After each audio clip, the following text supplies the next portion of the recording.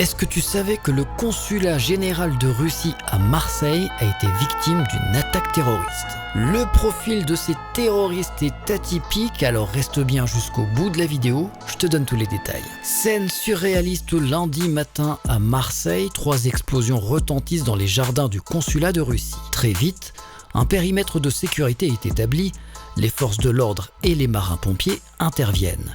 Heureusement, aucun blessé, mais l'incident prend une tournure diplomatique explosive. Quelques heures plus tard, 2 chercheurs du CNRS sont arrêtés alors qu'ils participaient à une manifestation pro-Ukraine sur le Vieux-Port. Âgés d'une quarantaine et d'une cinquantaine d'années, l'un est ingénieur, l'autre chimiste.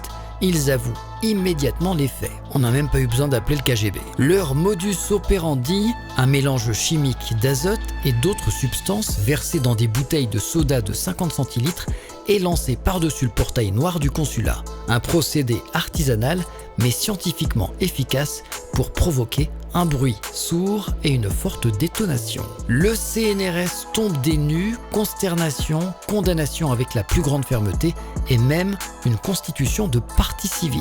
La science détournée au service d'un acte militant. Le CNRS avait déjà été éclaboussé dans une autre affaire. Souvenez-vous, en janvier 2025, l'application HelloKittix permettait de quitter facilement le réseau social d'Elon Musk. Le souci, c'est que cette application a été développée par un des laboratoires du CNRS.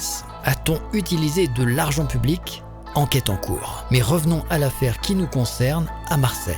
Que risquent les apprentis terroristes?